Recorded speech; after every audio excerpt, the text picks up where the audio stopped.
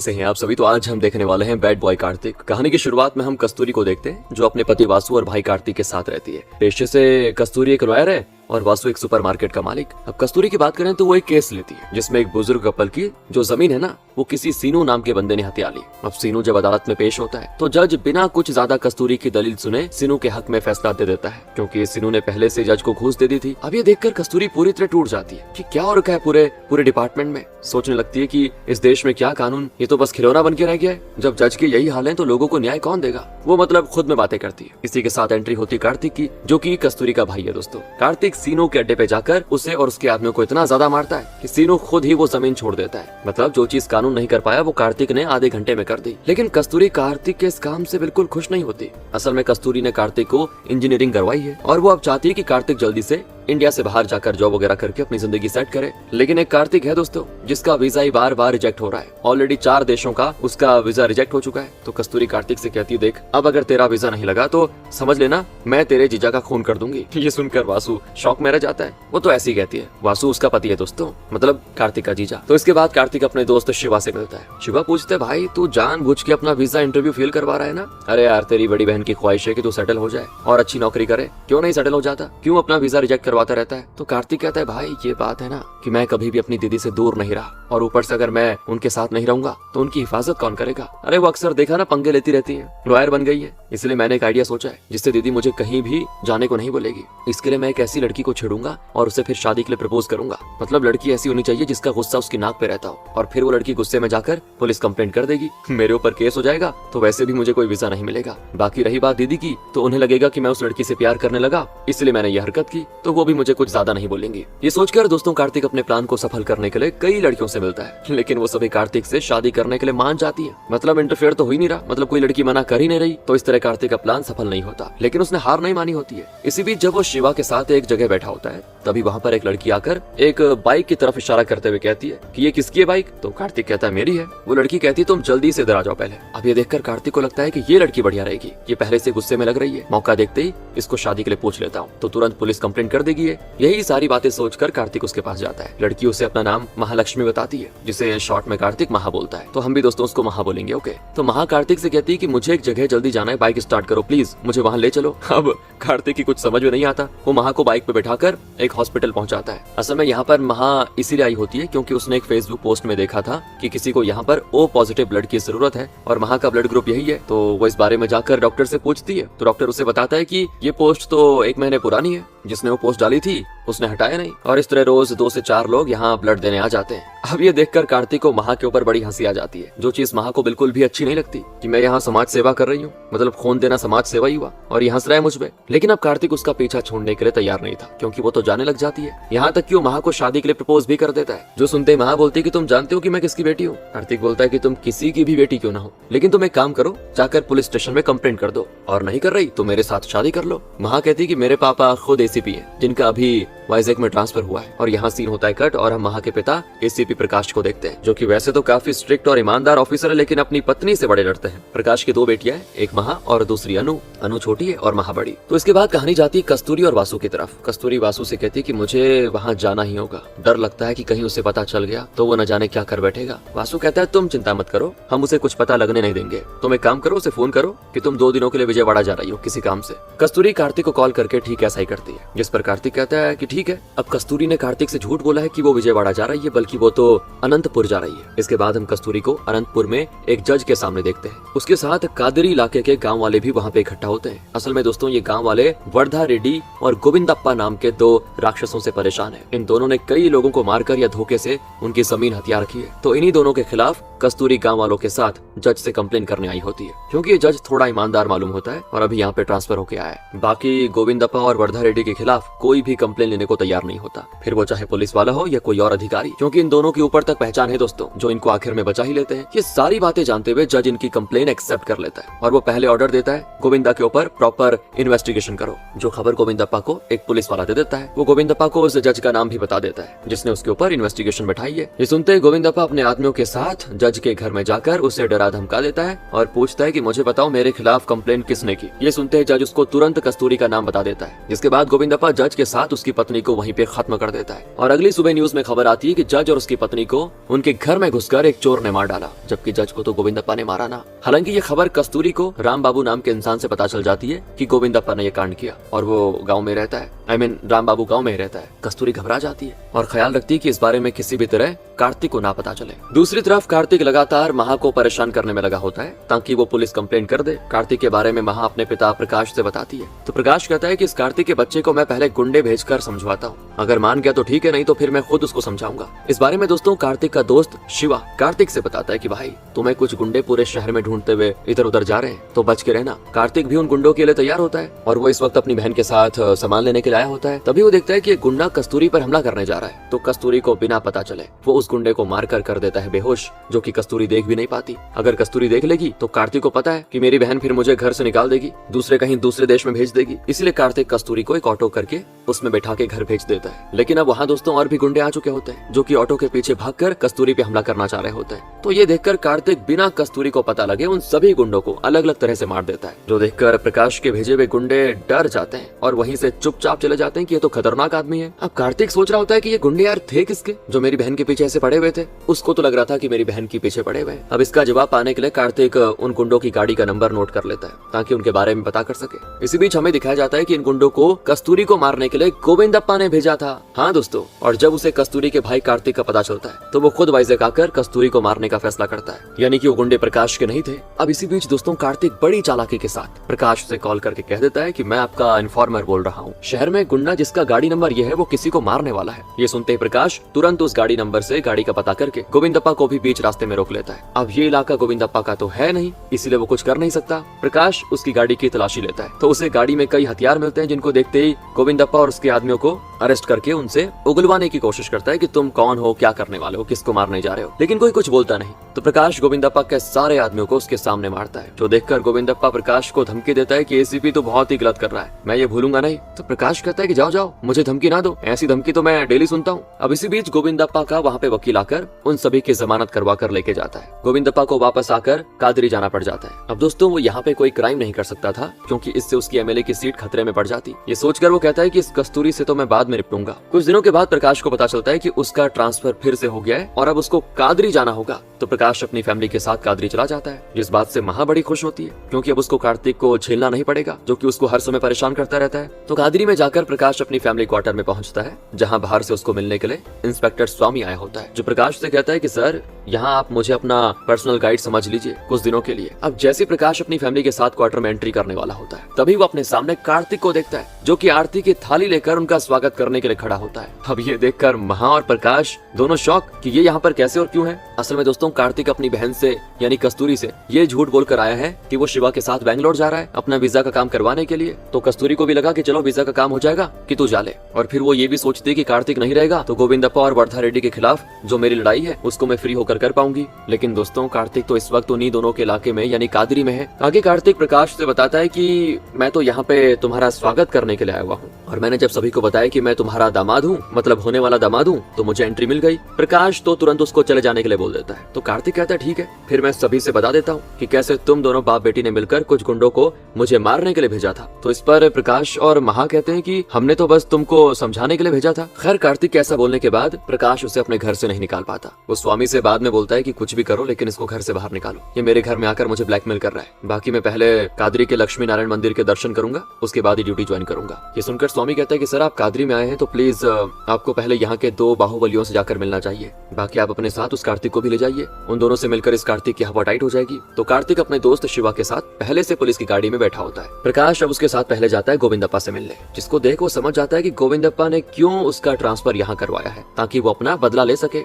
अब प्रकाश यहाँ तो गोविंदप्पा को छेड़ भी नहीं सकता क्योंकि ये इलाका उसी का है गोविंदप्पा का। गोविंदप्पा बड़ी अकड़ में कहता है कि मैं चाहता तो उसी दिन तुम्हें पुलिस स्टेशन में खत्म कर सकता था जब तुमने मुझे अरेस्ट किया, लेकिन मुझे एमएलए का टिकट मिलने वाला है इसीलिए मैं कुछ कर नहीं सकता। अब ये सुनकर कार्तिक बोलता है कि आप प्लीज इन्हें कुछ दिन ना मारिएगा, मैं इनका होने वाला दामाद हूँ, मेरी और इनकी बेटी की शादी हो जाए फिर आप इनको मार डालना, कोई दिक्कत नहीं है। और उसकी इस बात पे हंसकर गोविंदप्पा दो लोगों को प्रकाश के हवाले करके कहता है कि ये दोनों असल में मेरे दुश्मन वर्धा के आदमी हैं, मुझे मारने आए थे, इन्हें तुम ले जाकर जेल में बंद कर दो। अब प्रकाश जब उन दोनों को लेके जा रहा होता है तभी वो प्रकाश की पकड़ छुड़ाकर गोविंदप्पा पर वापस से अटैक करते हैं और इस बार गोविंदप्पा उन्हें बहुत ही आराम से मार देता है, जो देखकर सभी शॉक हो जाते हैं। गोविंदप्पा प्रकाश से कहता है कि ये दुश्मनी काफी पुरानी है, मैं और वर्धा एक दूसरे पर ऐसे ही हमला करवाते रहते हैं, तुम्हें बस आज की तरह यहाँ पे आना है और अपना काम करके चले जाना है। तो प्रकाश भी हाँ में सिर हिलाकर चला जाता है, जिसके बाद स्वामी उसे कहता है कि अब समय है वर्धा रेड्डी से मिलने का। गोविंदप्पा को पुलिस स्टेशन और कोर्ट का कोई डर नहीं है, लेकिन वर्धा ने कभी अपनी जिंदगी में पुलिस स्टेशन और कोर्ट नहीं देखा। वो इलीगल काम भी लीगल तरीके से करता है। वर्धा गांव वालों पर काफी जुल्म और अत्याचार करता है। करीब 6 महीने पहले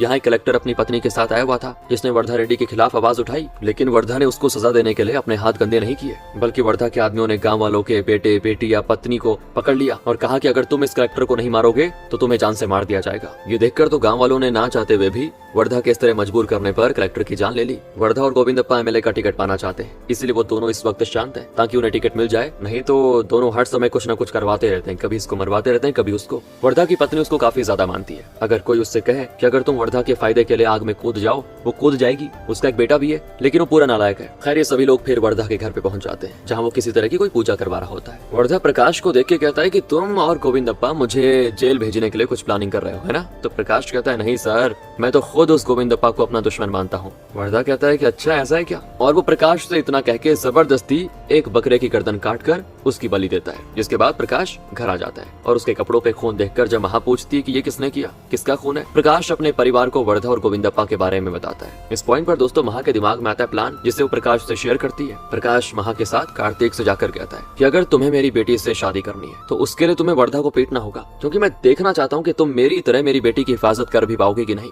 बाकी गोविंदप्पा को तो मैं पुलिस स्टेशन तक घसीट के लेके जा चुका हूँ, इसलिए तुम वर्धा को पीटो। अब ये चीज सुनकर कार्तिक इसके लिए तैयार हो जाता है, क्योंकि उसके लिए सबसे ऊपर है उसका प्यार, उसके लिए वो कुछ भी कर सकता है। अब यहाँ महा को तो लग रहा होता है कि वर्धा नहीं जीत पाएगा ये शर्त, क्योंकि अगर उसने ऐसा करने की हिम्मत की तो वर्धा उसको निपटा देगा। दोनों ही तरीकों में महा का फायदा हो रहा था, क्योंकि उसको कार्तिक से छुटकारा चाहिए। लेकिन कार्तिक बढ़िया सा प्लान बनाता है कि वो वर्धा को भीड़ में तब पीटेगा जब वो कादरी फेस्टिवल में नरसिम्हा रथ यात्रा में आएगा। उस दौरान काफी भीड़ होती है, तो उसी का फायदा उठाकर वो अपना काम कर लेगा, क्योंकि हर वक्त वर्धा के साथ करीब 10 बंदे चलते हैं। इसी बीच वर्धा को पता चलता है कि उसका खौफ लोगों में ज्यादा था, तो इसीलिए एमएलए का टिकट गोविंदप्पा को दे दिया गया। और इस खबर से गोविंदप्पा तो खुश होता है, लेकिन वर्धा उसको मारने का प्लान बनाता है ताकि एमएलए की टिकट उसे मिल जाए। इसके लिए वर्धा भी वही प्लान बनाता है कि वो गोविंदप्पा का खेल कादरी फेस्टिवल की भीड़ में खत्म करेगा, तो उस पर कोई इल्जाम नहीं आएगा। इसी बीच गोविंदप्पा को एक पुलिस वाला कॉल करके एक खबर देता है, जिसको सुनते ही गोविंदप्पा कहता है कि मेरे दुश्मनों को मेरा एमएलए टिकट मिलना अच्छा नहीं लग रहा, समय आ गया है उन्हें सबक सिखाने का। मैं अब इस दुश्मनी को कादरी फेस्टिवल के दौरान खत्म कर दूंगा। यानी कि सारा खेल दोस्तों कादरी में होने वाला है फेस्टिवल के दिन। तो अब ये तीनों ही कादरी फेस्टिवल में पहुंच जाते हैं, जहाँ काफी ज्यादा लोगों की भीड़ होती है। इस भीड़ में कार्तिक अपने चेहरे को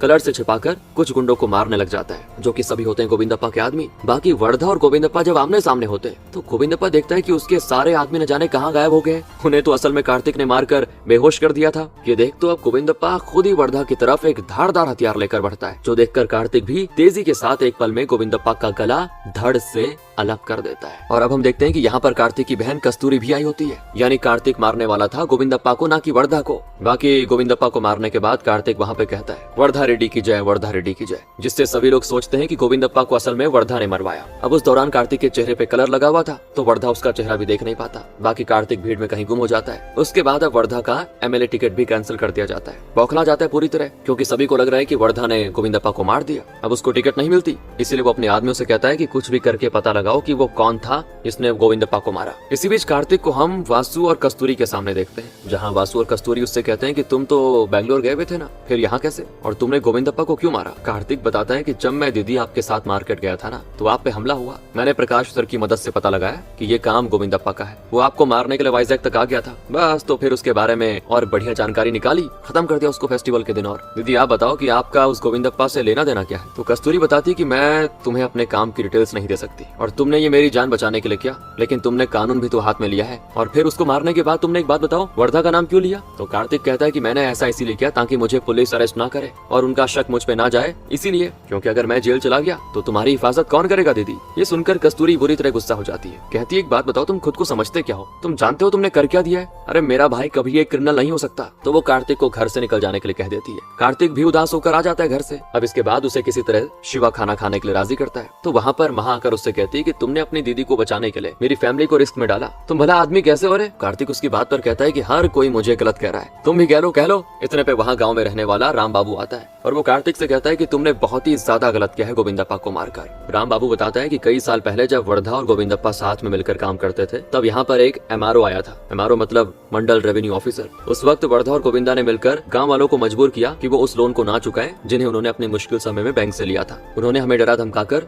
लोन की किश्त नहीं देने दी, जिस कारण हमारी जमीन को बैंक ले गया और ऑक्शन में डाल दी। फिर वहाँ ऑक्शन में वर्धा और गोविंदा ने जब अपना मुंह खोला तो कोई भी नहीं बोल पाया कुछ और सारी जमीन की बोली लगाकर सस्ते में उन दोनों ने वो अपने नाम करवा ली। और जब इस बारे में हमने MRO से बताया तो उन्होंने बैंक के लोगों को मना किया ऑक्शन करने से, ऑक्शन को रुकवा दिया और गाँव वालों से बोला कि वो सभी को जमीन वापस दिलवाएगा। लेकिन फिर ये चीज वर्धा और गोविंदा से बर्दाश्त नहीं हुई। उन्होंने MRO और उसकी पत्नी को चलाकर मार डाला, वो भी सभी के सामने। बाकी ये देखकर MRO की बेटी अपने छोटे भाई को लेकर वहाँ से भाग गई। अगर वैसा नहीं करती तो उसको भी मार दिया जाता। इसके बाद गोविंदप्पा के भाई को वर्धा की बहन से प्यार हो गया। जो बात जब वर्धा को पता चली तो उसने गोविंदप्पा के भाई को जिंदा जमीन में दफन करवा दिया। बस उसी दिन से दोनों में दुश्मनी चल रही है। उसके बाद करीब 5 साल पहले कस्तूरी हमारे पास आई। उसने हमें हिम्मत दी कि हमें इंसाफ दिलाएगी। उसने कलेक्टर को दोनों के बारे में बताया। कलेक्टर ने भी हमारा साथ दिया, लेकिन उस वर्धा ने हमसे कलेक्टर को मरवा दिया, जिस पर वर्धा पे इल्जाम ना आए और हमारे देश में भीड़ पर कोई केस होता नहीं। तो इस बारे में जब कस्तूरी को पता चला तो उसने हार नहीं मानी, बल्कि DGP से बात करके उन्हें मनाया और उनसे कहा कि वो गोविंदप्पा को पहले अरेस्ट कर ले ताकि वो MLA ना बन पाए।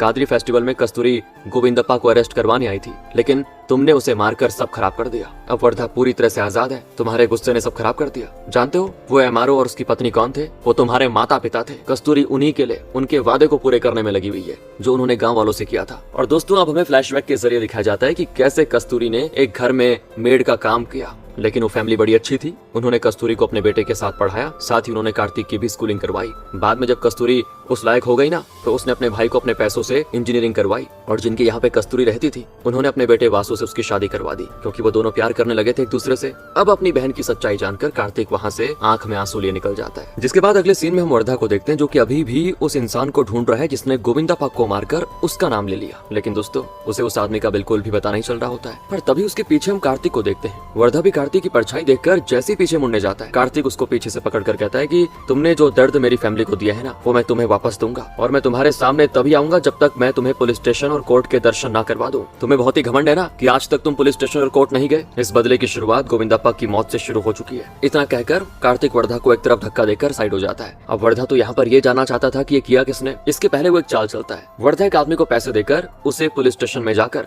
कबूल करने के लिए कह देता है कि उसने गोविंदप्पा को मारा। और वो आदमी ऐसा बोलेगा पुलिस स्टेशन में कि मैं वर्धा को बहुत मानता था, बाकी मैं उसको पर्सनली नहीं जानता और मैंने वर्धा के लिए गोविंदप्पा को मारा ताकि वर्धा को MLA का टिकट मिल जाए। अब इस खबर की वजह से पार्टी वर्धा को MLA का टिकट दे देती है, क्योंकि इससे ये हो गया ना कि वर्धा ने नहीं मारा। क्योंकि इससे एक चीज तो क्लियर हो गई कि वर्धा का इसमें कोई भी हाथ नहीं है, वो तो उस आदमी ने मार दिया बस, जिसको पाकर वो बड़ा खुश होता है। बाकी इसके बाद वो इस बारे में सोचता है कि वो दुश्मन कौन हो सकता है जिसने गोविंदप्पा को मारा। जरूर वो ऐसा कोई है जिसका हम दोनों ने कुछ बुरा किया होगा, यानी कि मैंने और गोविंदप्पा ने। अब इन दोनों ने मिलकर गाँव वालों और किसानों के साथ काफी जुल्म किए थे, इसलिए वर्धा अपने आदमियों को गाँव भेज देता है उन्हें मारकर डराकर पूछने के लिए कि गोविंदप्पा को कौन मार सकता है। इसके बाद कार्तिक अब एक प्लान बनाता है। वो गोविंदप्पा की कजन सिद्धप्पा को कॉल करके बुला लेता है, जो कि अमेरिका में रहता है। सिद्धप्पा से कार्तिक बताता है कि तुम्हारे भाई समान कजन को किसी और ने नहीं बल्कि वर्धा ने मारा। और फिर क्या था, सिद्धप्पा अपने भाई की मौत का बदला लेने के लिए वर्धा से लड़ने के लिए आ जाता है। तो वो कार्तिक के साथ वर्धा के सामने जाता है और कार्तिक सिद्धप्पा के पीछे छिपकर उसे बताता है कि क्या बोलना है। वो सिद्धप्पा से वही बातें कहलवाता है जो कार्तिक ने वर्धा से तब कही थी जब वो उसको धमकाने आया था, जिससे वर्धा को यकीन हो जाता है कि वो सिद्धप्पा ही है।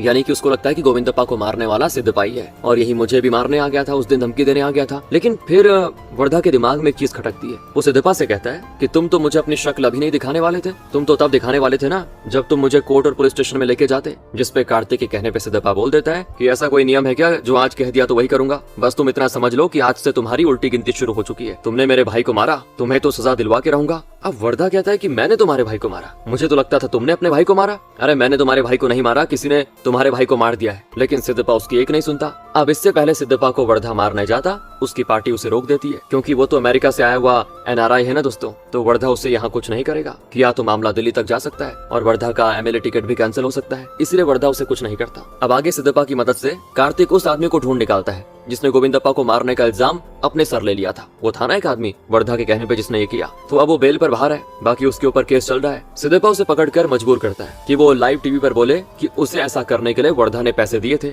और ये चीज वो सभी के सामने बोल देता है और वर्धा का इस तरह टिकट कैंसिल हो जाता है, जिससे फिर तो हो जाता है वर्धा का दिमाग खराब। लेकिन वर्धा का बेटा पता कर लेता है कि गोविंदप्पा के खिलाफ केस किया था कस्तूरी ने, जो कि उसी एमआरओ की बेटी है जिसे वर्धा ने मारा था जलाकर। कस्तूरी का एक भाई भी है कार्तिक, उसी ने गोविंदप्पा की जान ली और साथ ही वर्धा को धमकी दी उसके घर में घुसकर। और ये बात पता लगते ही वर्धा तुरंत कार्तिक को कॉल करके कहता है कि तू है कौन रे, तू जो भी है मुझे पता चल गया है और अब देख मैं तेरी बहन के साथ क्या करता हूँ। तो ये सुनकर कार्तिक कहता है कि देख वर्धा, तेरी दुश्मनी मुझसे है, दीदी को कुछ ना करना, और अगर तुमने कुछ किया तो फिर मुझसे बुरा कोई नहीं होगा। तो वर्धा तो हंस के कॉल काट देता है और उसी के साथ कस्तूरी की गाड़ी को वर्धा एक ट्रक से एक्सीडेंट करवा देता है। प्रकाश की मदद से कस्तूरी के मोबाइल को ट्रेस करके कार्तिक तुरंत वहाँ एक्सीडेंट वाली जगह पे पहुंच जाता है, जहाँ से वो अपनी घायल बहन को लेकर सीधे पहुंच जाता है हॉस्पिटल। उसे फिर आईसीयू में एडमिट किया जाता है। अब जब वर्धा को पता चलता है कि कस्तूरी बच गई तो वो अपने ढेर सारे गुंडे हॉस्पिटल भेजता है कस्तूरी को मारने के लिए, पर उसके सामने खड़ा हो जाता है कार्तिक। वो उन सभी लोगों को हॉस्पिटल में ही नहीं घुसने देता और उन्हें बहुत ही बुरी तरीके से मार देता है। इसी बीच सिद्धप्पा वर्धा से कॉल करके कहता है कि तुम्हारी दुश्मनी मुझसे है, मेरे दोस्त को कुछ हुआ तो देख लेना।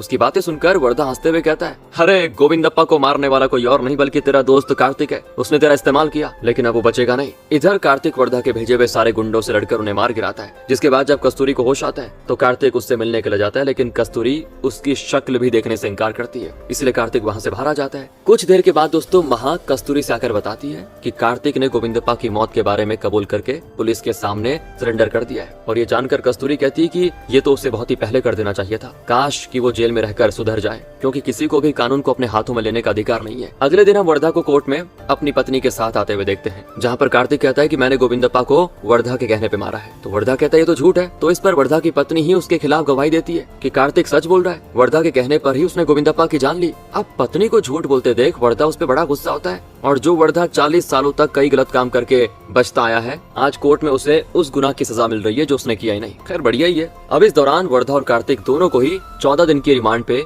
ऑर्डर आया जाता है। बाहर आकर वर्धा की पत्नी उसे बताती है कि मैंने ये हमारे बेटे की जान बचाने के लिए किया। असल में दोस्तों वर्धा के बेटे को कार्तिक ने उठा लिया था और फिर उसने वर्धा की पत्नी को कॉल करके कहा कि अगर अपने बेटे को जिंदा देखना चाहती हो तो कोर्ट में ये बोल दो, इससे तुम्हारा बेटा बच जाएगा और जेल में तुम्हारे पति को भी जान नहीं जाएगी। अपनी पत्नी का ये सच सुनते ही वर्धा तुरंत जाकर कार्तिक के पेट में चाकू से वार करता है, जो चाकू उसे उसके ही एक आदमी ने दिया होता है। और कार्तिक यहाँ उसी चाकू से वर्धा को मारने वाला होता है, लेकिन तभी वो अपनी बहन के रोकने पे रुक जाता है। ये देखकर वर्धा उसी चाकू से 2 और बार कार्तिक के पेट में वार करता है, जिस पर आखिरकार कस्तूरी प्रकाश की गन लेकर वर्धा को गोली मार देती है और जल्दी से कार्तिक के पास आती है, जो कि बड़ा घायल हो चुका था। वो कहती है कि भाई तू सही था, बदला ऐसे ही लेना चाहिए, इंसाफ के कई प्रकार होते हैं, लेकिन वर्धा जैसे लोगों को जितनी जल्दी खत्म किया जा सके उतना बढ़िया है। मुझे पता है कि तू चाहता तो कब का इसको मार सकता था, लेकिन तूने मेरे विश्वास जीतने के लिए उसे कोर्ट में घसीटा। पुलिस भी बाद में कार्तिक को छोड़ देती है दोस्तों, क्योंकि कस्तूरी कोर्ट में साबित कर देती है कि उसने मेरी जान बचाने के लिए गोविंदप्पा की जान ली। और लास्ट में हम सिद्धप्पा को देखते हैं, जिससे पता तो चल चुका है कि उसके कजन की जान कार्तिक ने ली, लेकिन उसको नहीं पता था कि गोविंदप्पा ने गांव वालों की जमीन गलत तरीके से उनसे छीनी और उन पर कई अत्याचार भी किए। इस वजह से वो समझ जाता है कि उसका कजन ही गलत था और कार्तिक सही था। बाकी वो गांव वालों की सारी जमीन उनको लौटा देता है, जिससे कार्तिक और कस्तूरी बड़े खुश, क्योंकि उन्होंने अपने पिता का वादा पूरा कर दिया जो कि उन्होंने गांव वालों से किया था। इसी के साथ ये कहानी खत्म हो जाती। बाकी मिलते हैं आपसे अगली वीडियो में। ध्यान रखेगा अपना। Thanks for watching.